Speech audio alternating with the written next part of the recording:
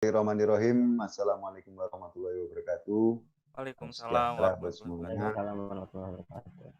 Di sini kami dari kelompok 1 ingin mempresentasikan tugas mata kuliah manajemen proyek rekayasa dengan dosen Pak Yudi. Salam hormat buat Pak Yudi. Semoga senantiasa diberikan kesehatan jasmani dan rohani. Amin. Kita ingin mempresentasikan dengan judul yaitu rancangan unit bangunan pengelolaan air minum pada kampus Universitas Pancasila.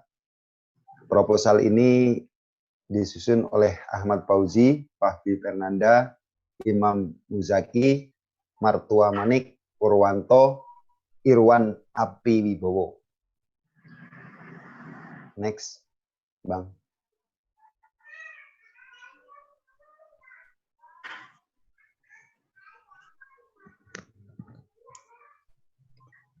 Dari rumusan masalah, di mana dalam menjalankan roda kehidupan di bidang akademis pada tahap awal telah tersedia tanah seluas 10,160 meter persegi dengan bangunan atau luas gedung seluas 5.196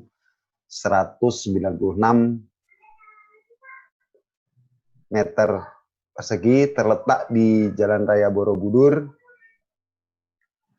nomor 7, Jakarta Pusat.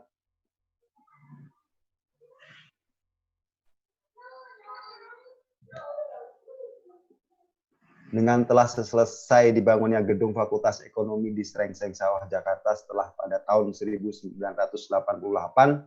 perkuliahan mahasiswa Fakultas Ekonomi pindah ke gedung yang baru dan secara bertahap diikuti oleh fakultas-fakultas lain. Saat ini Universitas Pancasila telah mempunyai kampus di Srengseng Sawah dengan area seluas 111,255 meter persegi dengan bangunan seluas 38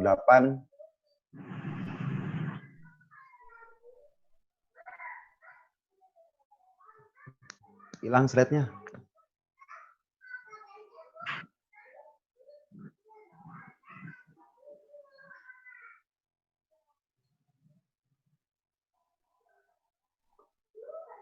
Meter persegi terdiri dari rektorat, Fakultas Ekonomi, Fakultas Farmasi, Hukum, Teknik. Sementara di kampus Jalan Borobudur nomor 7 Jakarta Pusat saat ini dipergunakan untuk perkuliahan pasca sarjana. Wilayah kampus UP memiliki tinggi hujan rata-rata 2065 mm per tahun. Dengan tinggi hujan tersebut, kampus UP memiliki potensi dalam pemanfaatan air hujan untuk mencukupi kebutuhan air minum. Menurut Kasali et al. 2010, air hujan memiliki kualitas yang baik dengan TTS 0,87 sampai dengan 8,09 sehingga mudah dalam pengelolaan, dan juga sumber air lain seperti sungai di daerah sekitar kampus dapat dimanfaatkan. Memanfaatkan air hujan dan aliran sungai di sekitar lokasi kampus dapat dimanfaatkan sebagai air minum. Tindakan peningkatan kualitas air dilakukan melalui instalasi pengolahan air minum dengan proses rekayasa teknologi. Next.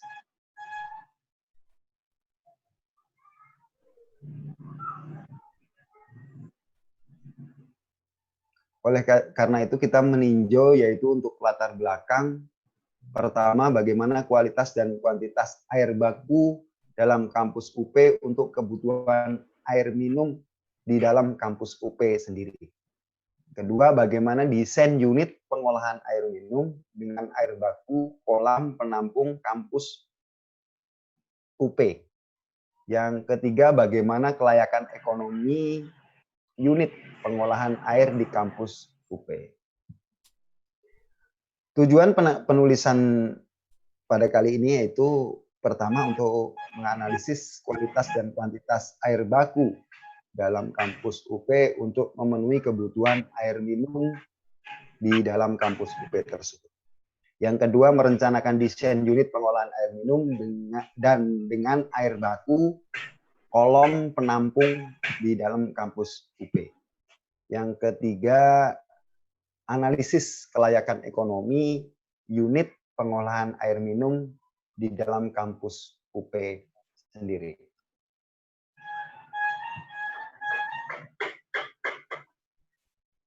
Next.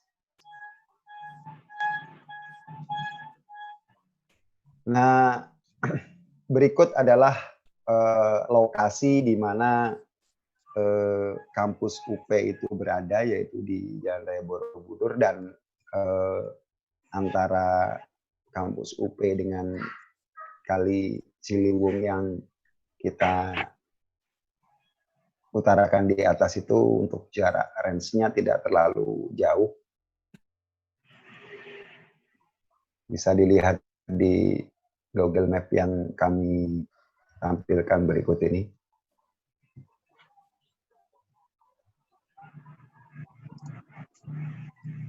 Kemudian selanjutnya untuk kerangka perancangan akan disampaikan oleh kawan kami. Silakan untuk selanjutnya. Ya, terima kasih kepada Pak Purwanto atas waktunya. Saya Imam Muzaki akan melanjutkan presentasi daripada Pak Purwanto. Ini adalah uraian daripada tahapan kegiatan perancangan. Pertama ada ide studi.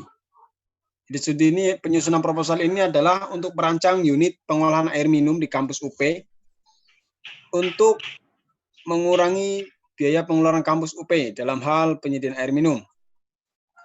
Dengan latar belakang tersedianya sumber air baku berupa air kolam penampung di dalam kampus UP.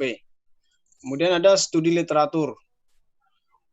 Studi literatur ini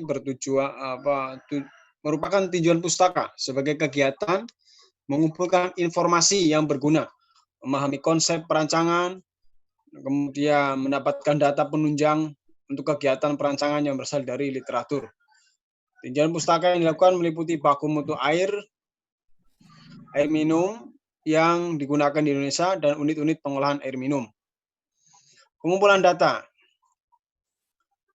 Data yang digunakan dalam perancangan unit bangunan pengolahan air minum kampus UP antara lain, bisa ditampilkan lagi slide-nya. Ada data sekunder. Data sekunder ini diperlukan dalam kegiatan perancangan. Yang pertama ada dua aspek ya, ada aspek teknis dan aspek finansial. Di aspek teknis ada data sekunder. Saya ulangi lagi, mohon maaf. Data sekunder digunakan untuk apa? Digunakan untuk kegiatan perancangan. Antara lain data tinggi hujan yang diperoleh dari BMKG Kota Jakarta. Ini untuk apa? Ini salah satunya untuk mengetahui potensi air hujan yang dapat dimanfaatkan nantinya. Kemudian ada data sivitas akademik di kampus Universitas Pancasila. Didapatkan dari birokrasi kampus UP. Ini digunakan untuk apa data ini? Digunakan untuk proyeksi seberapa besar kebutuhan air yang nantinya akan tersuplai atau digunakan. Kemudian data kebutuhan air kampus UP. Ini didapatkan dari rekening tagihan air kampus Universitas Pancasila yang dikeluarkan oleh PDAM Kota Jakarta. Ini data ini digunakan untuk menentukan debit unit pengolahan air minum. Kemudian ada data primer dan data sekunder ini terkumpul digunakan untuk perhitungan dan analisa data sebagai dasar dari perancangan. Ada proyeksi kebutuhan air 10 tahun mendatang. Didapatkan kebutuhan air yang harus disediakan. Kemudian ada tinggi hujan untuk memberikan perkiraan tersedianya air baku dalam kampus Universitas Pancasila dengan mempertimbangkan evaporasi dan infiltrasi pada wilayah kampus UP. Analisa air baku dilakukan di laboratorium pemulihan air jurusan Teknik Lingkungan UP yang meliputi antara karakteristik pengendapan partikel diskrit.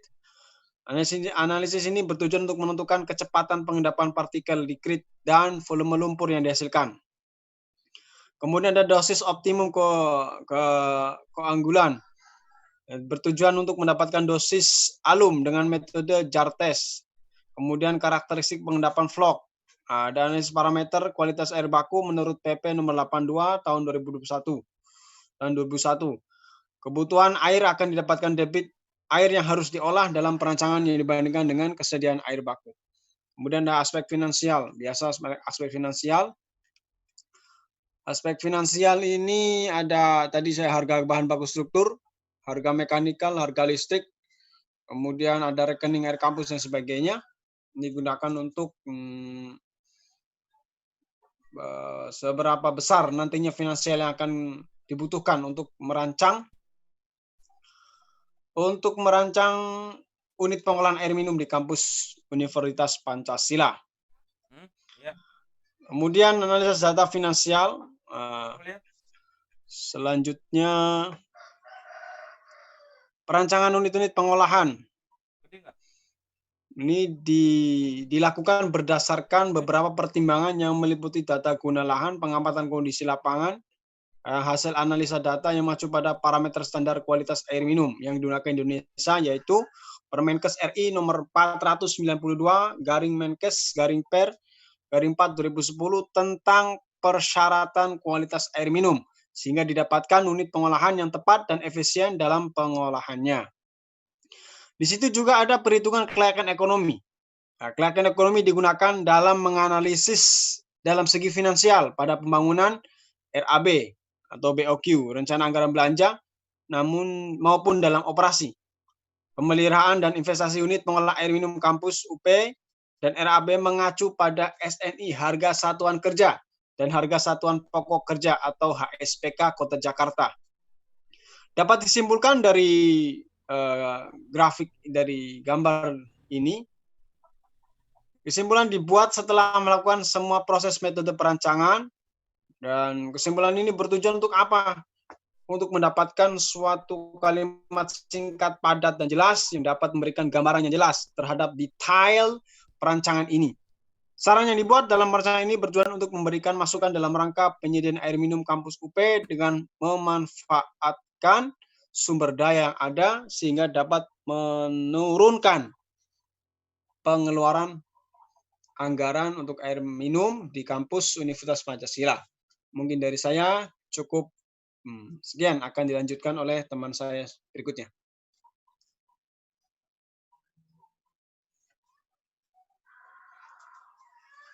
Ya baik, terima kasih untuk waktunya. Kami di sini akan melanjutkan presentasi langsung masuk ke dalam proses pada sistem instalasi pengolahan air bersih. Kita mempunyai gambar grafik. Halo? Wow.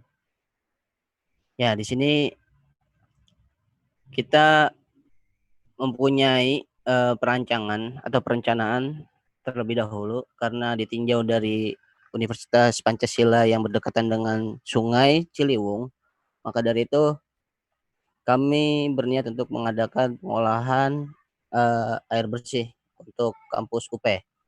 Nah, di dalam pengolahan itu ada namanya bangunan intake. Intake itu sebagai bangunan yang berfungsi untuk penyaringan pertama kali untuk menyaring benda-benda kasar seperti kayu yang mengalir di sungai, sampah, dan lain sebagainya. Langsung masuk ke dalam bak opsional. Ya, bak opsional ini sebagai mixing atau penyaringan yang kedua, di mana di dalam bak opsional ini, intake yang kedua ini mempunyai sudu-sudu dengan turbinitas yang sangat tinggi ya, yang sangat tinggi, sehingga partikel-partikel distrit dapat disaring dengan menggunakan bak opsional ini, lalu airnya akan masuk ke dalam pembangunan yang utama, yaitu WTP, Water Treatment Plant. Water Treatment Plant ini terdiri atas koagulasi fluktuasi, sedimentasi, filtrasi, desinfeksi, desinfeksi. Jadi WTP ini koagulasi itu berfungsi sebagai proses kimiawi yang terjadi di dalamnya sehingga air sungai dapat dicampur dengan proses-proses kimiawi lainnya, yaitu proses koagulasi di stabilisasi partikel koloid. Karena pada dasarnya air sungai atau air kotor biasanya berbentuk koloid dengan berbagai partikel koloid terkandung di dalamnya. Jadi tujuannya ini untuk memisahkan air dengan kandungan-kandungan zat yang berbahaya dalam air tersebut. Kemudian masuk ke dalam tahap fluktuasi. Fluktuasi ini yaitu tujuannya untuk membentuk dan memperbesar flok atau pengotor yang terendapkan. Di sini dibutuhkan lokasi yang airnya tenang namun tetap pada adukan yang lambat. Jadi fungsinya untuk menyaring pasir-pasir yang terdapat dalam air. Kemudian masuk ke sedimentasi. Sedimentasi ini bertujuan untuk mengendapkan partikel-partikel koloid yang sudah destabilisasi sebelumnya oleh koagulasi. Unit ini menggunakan prinsip berat jenis. Jadi berat jenis partikel koloid akan berubah menjadi lumpur sehingga mengendap di bawah dan akan terpisah antara air dan lumpur. Kemudian filtrasi. Filtrasi sesuai dengan namanya. Jadi filter itu menyaring antara media butiran-butiran seperti pasir-pasir kecil, silika dan lain sebagainya. Lalu masuk ke desinfeksi. Desinfeksi ini karena air sungai itu masih mengandung zat-zat yang berbahaya untuk langsung dikonsumsi, maka dari itu desinfeksi ini berfungsi untuk mematikan kuman-kuman yang terdapat dalam air. Ya. Jadi biasanya berupa penambahan cloud, ozonisasi, UV, pembasah, dan lain sebagainya. Sebelum masuk ke bangunan selanjutnya yaitu reservoir. Nah, reservoir ketika air itu sudah bersih, maka dimasukkan ke dalam reservoir. Sehingga untuk storage air bersih yang sudah didesinfeksi tadi. Baru masuk ketika sudah di reservoir dan didistribusikan yang terakhir ke masyarakat atau ke kampus Universitas Pancasila itu sendiri. Jadi kami di sini mempunyai layoutnya seperti ini modelnya. Nah, ini Sungai Ciliwung dan ini adalah bangunan yang kami rekayasa untuk proses pengolahan air bersih di kampus UP. Jadi di sini intake yang pertama tadi untuk menyaring air, kemudian dikirim ke intake yang kedua, bak opsional tadi, dan masuk ke dalam penyaringan air water treatment. Di sini masuk ke dalam koagulasi, fluktuasi, sedimentasi, dan juga desinfeksi. Kemudian masuk ke dalam reservoir dan akan didistribusikan di gudang ini. Ya, mungkin dari saya cukup. Akan dilanjutkan kepada rekan saya. Baik, terima kasih Pak Fauzi. Selanjutnya akan saya melanjutkan slide berikutnya. Saya Irwan Apriwibowo akan menjelaskan mengenai rancangan anggaran biaya atau RAB. Untuk rancangan anggaran biaya itu merupakan hasil perhitungan antara volume pekerjaan dengan harga satuan yang telah dikalikan dengan indeks yang sesuai dengan harga satuan pokok kerja. Kota Jakarta pada tahun 2018 melalui penyesuaian dengan harga yang berlaku di pasar dan sesuai dengan standar nasional Indonesia DT 91. Untuk berdasarkan hasil perhitungan BOQ tersebut dan RAB, untuk total biaya pembangunan instalasi pengolahan air minum tahap 1 itu sebesar 1.920.820.556 rupiah. Untuk rincian RAB-nya bisa dilihat di lampiran di files lainnya.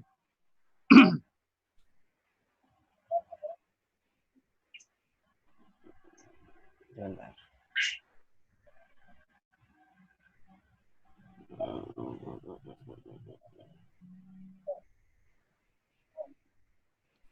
Oke, berikut ini adalah tabel RAB yang sudah kita buat, di mana ada dua komponen, yaitu yang pertama mengenai pekerjaan struktur. Dapat kita lihat untuk pengerjaan struktur terdiri dari pengerjaan intake, kemudian pengerjaan pipa pembawa, kemudian pekerjaan manifold pembagi, kemudian pekerjaan instalasi pengolahan air, kemudian pengerjaan reservoir dan rumah pompa, kemudian pekerjaan pengolahan lumpur, dan terakhir pengerjaan jalan akses, di mana untuk pengerjaan struktur tersebut menghabiskan total biaya 1.354.645 rupiah. Kemudian untuk yang kedua itu adalah perhitungan mengenai pengerjaan mekanikal dan elektrikal. Untuk pengerjaan mekanikal dan elektrikal itu terdiri dari pekerjaan intake, pekerjaan pipa pembawa, kemudian pekerjaan manifold pembagi, pekerjaan instalasi pengolahan air, kemudian pekerjaan reservoir dan rumah pompa, sehingga untuk pekerjaan mekanikal dan elektrikal menghabiskan biaya sekitar 563.475.871 rupiah, sehingga total RAB tersebut menjadi 1.920.820.556 rupiah. Sekian untuk dari saya. Selanjutnya akan dilanjutkan oleh rekan. Halo, Assalamualaikum warahmatullahi wabarakatuh. Salam. Selanjutnya saya akan sampaikan kurva S atau rencana kerja yang akan dilakukan oleh tim kami. Rekapitulasi rencana anggaran biaya pekerjaan struktur, di mana kita akan menjadwalkan pekerjaan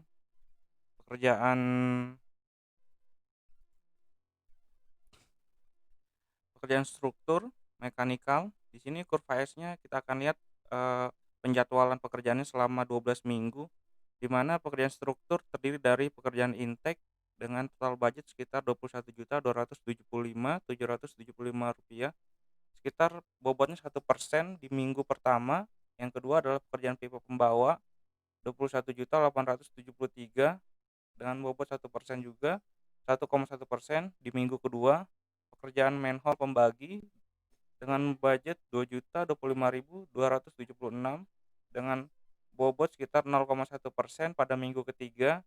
Kemudian pekerjaan instalasi pengolahan air dengan budget 363.385.717 dengan bobot 19% pada minggu keempat dan sampai kelima. Kemudian pekerjaan reservoir dan rumah pompa dengan budget sekitar 737.504.513 dengan bobot 38% pada minggu ke-6 dan ke-11. Berlanjut pekerjaan pengolahan lumpur dengan budget 61.687.647 dengan bobot 3% pada minggu ke-11 dan ke-12. Kemudian pekerjaan jalan akses dengan total budget sekitar 149.592 dengan bobot 8% pada minggu ke-11 dan ke-12. Nah, di sini kita juga menjadwalkan pekerjaan mekanikal di di minggu pertama sampai minggu ke-12 berjalanan dengan jadwalnya satu berbarengan dengan pekerjaan struktur, pekerjaan intake dengan total budget sekitar 78.942.699, bobotnya 4% pada minggu ke-1 dan ke-2. Pekerjaan pipa pembawa budgetnya 119.833.000 dengan bobot 6% pada minggu kedua dan ketiga. Dan selanjutnya pekerjaan manhole pembagi 18.995.319 dengan bobot 1% pada minggu kedua dan ketiga. Selanjutnya pekerjaan instalasi pengolahan air dengan budget 77.607.520 dengan pada minggu ke-5 dan minggu ke-4 dan ke-5 dengan bobot 4%.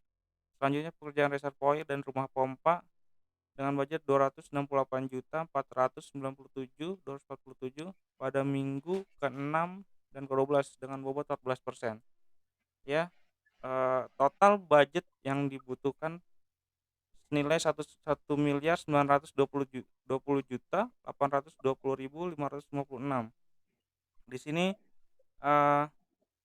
kita lihat kurvanya dari minggu pertama sampai ke-12, dimulai dari pekerjaan struktur berbarengan dengan pekerjaan mekanikal, bersamaan dengan pekerjaan mekanikal, total rencana per hari dan kumulatif rencana per harinya. Kita bisa lihat di sini untuk rekapitulasi rencana anggaran biaya pekerjaan struktur, pengerjaan pengolahan air dari mulai minggu pertama dan ke-12. Paling itu cukup dari saya. Selanjutnya akan dilanjutkan oleh rekan saya, Bapak Coki Manik. Ya, terima kasih sebelumnya. Assalamualaikum warahmatullahi wabarakatuh. Waalaikumsalam. Perkenalkan nama saya Marco Manik. Saya akan menjelaskan tentang analisa kelayakan ekonomi. Dari sini untuk penyediaan air minum kampus UP dengan penggunaan unit pengolahan sendiri dibutuhkan biaya untuk operasional dan maintenance-nya sebesar 1.976 meter kubik. Hal ini jauh lebih efisien dibandingkan dengan penyediaan air minum dari PDAM Jakarta yang mencapai 4.000 meter per kubik. Untuk pemakaian 10 meter kubik pertama itu sebesar 6.000 meter per kubik. Untuk pemakaian 10 meter per kubik kedua itu sebesar 7.500 meter kubik. Untuk pemakaian selebihnya itu akan ada penaikan. Dalam hal ini, jadi dalam perencanaan yang proposal kami buat ini, ada sedikit untuk perhitungan dalam arti penghematan. Di sini kita lihat, diketahui untuk kebutuhan air 33.065 meter kubik, untuk biaya PDAM sebesar 259.332.416 rupiah per bulannya. Untuk biaya produksi air itu sebesar 1.976 meter per kubik. Ini kita lihat dari pengolahan air yang dibutuhkan ketika untuk pengolahan operasional dan maintenance itu sebesar 1.976. Dari sini kita dapat perhitungkan total dari biaya pengolahan air maupun selisih biaya yang kita dapatkan. Di sini saya jelaskan untuk biaya unit pengolahan air itu yang tadi kita lihat adalah sebesar dari kebutuhan air itu 33.065 meter kubik itu dikalikan dengan biaya PDAM yang sebesar 1.976 meter kubik, maka dihasilkan sebesar 65.336.440 rupiah.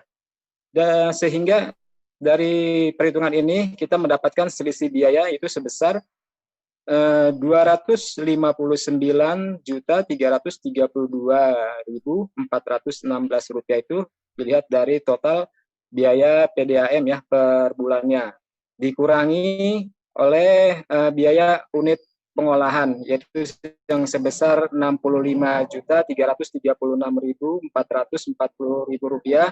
Jadi selisihnya adalah sebesar Rp193.995.976. Dari sini kita dapat diperhitungkan untuk hasil penghematan untuk biaya yang dikeluarkan dari kampus UP untuk kebutuhan air minum itu sendiri itu sebesar Rp193.995.976 per bulannya.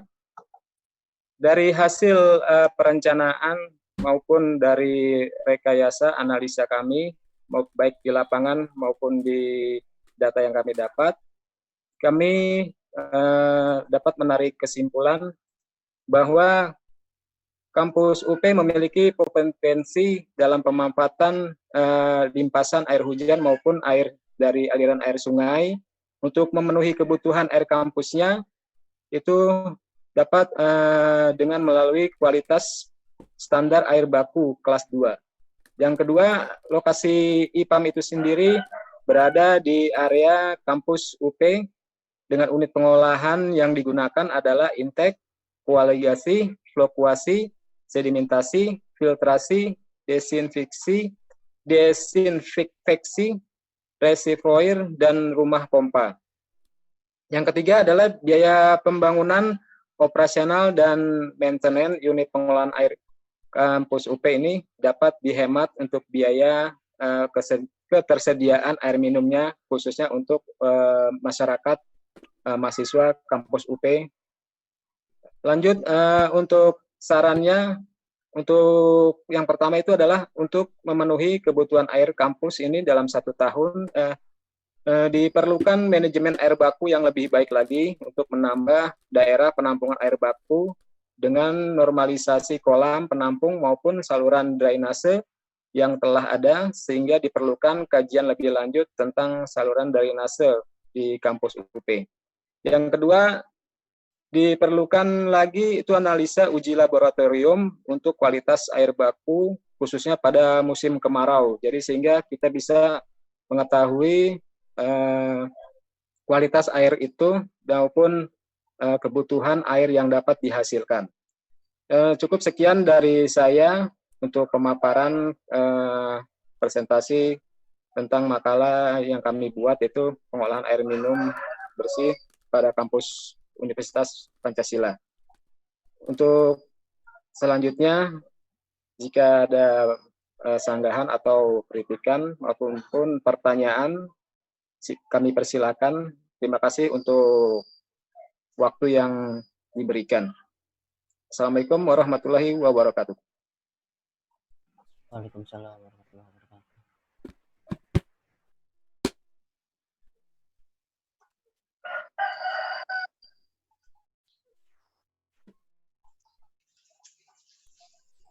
Ya, izin sanggahan, Pak. Ya. Kami mewakili kelompok 4.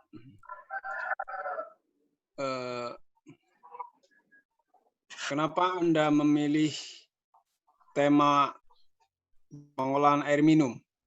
Bukannya PDAM juga sudah memplanningkan hal tersebut? Mungkin bisa lebih dijelaskan lagi. Terima kasih.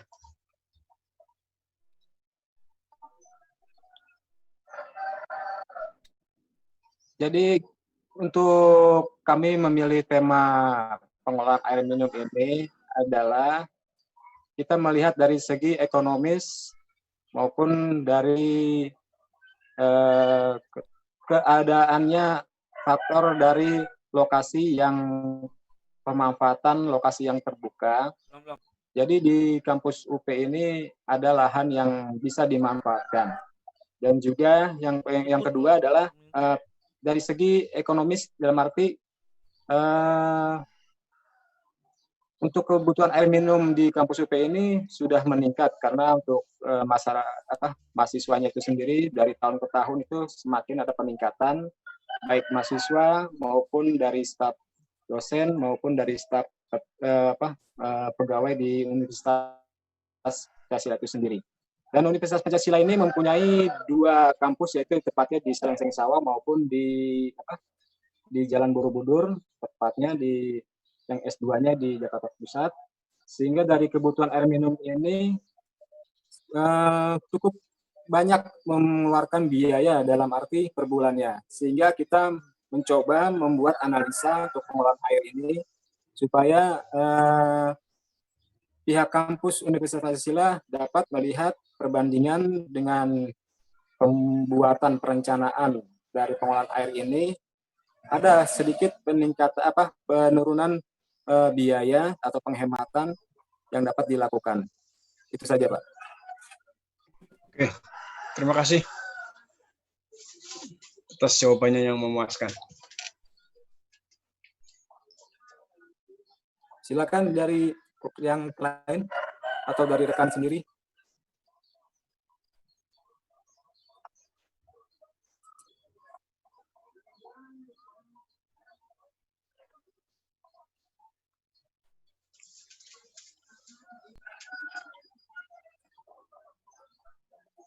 Assalamualaikum warahmatullahi wabarakatuh. Assalamualaikum warahmatullahi wabarakatuh. Saya dari kelompok 3 ingin menanyakan Waalaikumsalam warahmatullahi wabarakatuh. mengenai BIP dari proyek pengolahan air bersih ini, kira-kira berapa lama ya balik modalnya? Dari beban, kan kalau dilihat kan butuh budget sekitar 1,9 M. Nah, terus kan pemakaian dari, kalau kita dari PDAM sendiri kan pemakaiannya apa? Kita bisa hitung bilnya ya, bil apa? Kita bayar ke PDAM berapa? Nah, berapa lama balik modalnya untuk membangun proyek ini? Paling itu aja.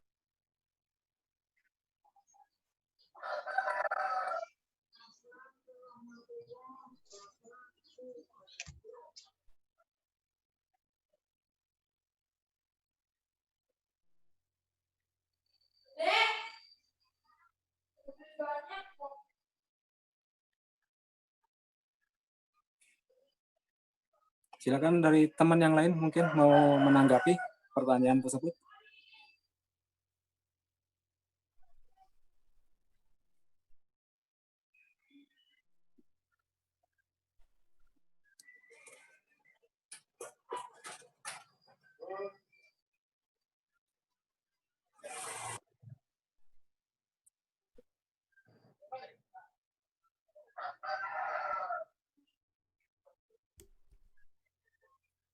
Oke, saya mau menanggapi pertanyaan dari kelompok 3 tadi. Jadi untuk break-even point-nya itu ya, kita lihat dari total pengeluaran kita itu kan sebesar dari awal proyek perencanaan tadi 1 miliar. Sebentar. Coba slide-nya ya itu total 1.999,9 1 miliar 920.826.556 rupiah ya. Jadi kita lihat tuh dari analisa kelayakan ekonominya ya. Untuk kebutuhan air itu kan sebesar tadi 3 saya jelaskan tadi itu, dari perhitungan itu sebesar 193.995.997 rupiah. Ini per bulan ya. Jadi untuk break-even point-nya itu kita tinggal faktor pembagi aja. Jadi dari total dari proyek yang tadi dibuat itu, jadi dibagi dengan hasil dari biaya selisih dari biaya pengolahan air, biaya penghematan air itu sendiri ya. Jadi itu sekitar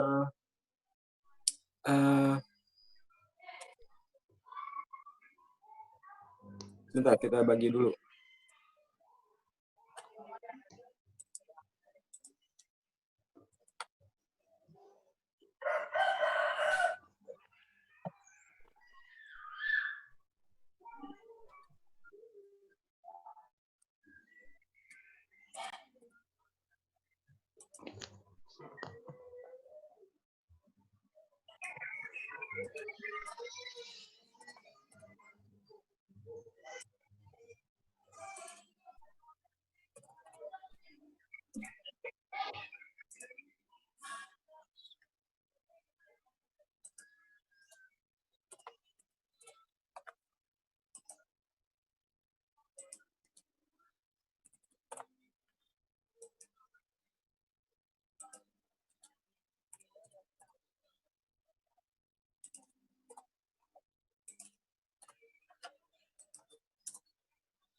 Itu jadi dia dapat hasilnya itu sekitar 10 bulan, Pak.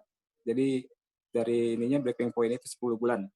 Dari total proyek yang kita keluarkan sampai kita itu per bulannya dapat mengurangi dari budget pengeluaran, itu kita bisa breaking point-nya itu di 10 bulan ke depan. Terima kasih.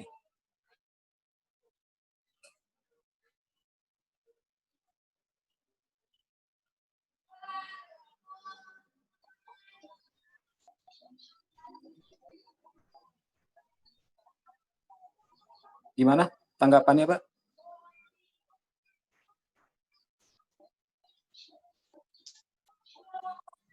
Ya, cukup. Paling ya terima kasih atas jawabannya.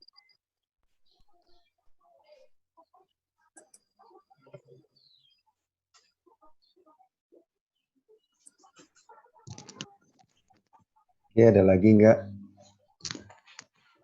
Saya pikir sudah cukup, Pak. Boleh kita tutup sama-sama ya.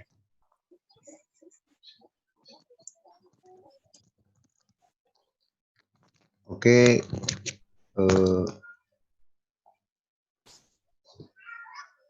untuk Pak Yudi, demikian presentasi kami dari kelompok 1. Mohon bimbingan dan mohon arahannya dalam konteks yang telah saya sampaikan. Semoga kedepannya kami selalu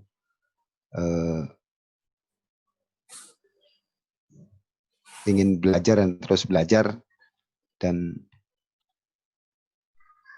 Agrokalam dari kelompok 1 kita tutup dengan bacaan hamdalah. Alhamdulillah. Alhamdulillah.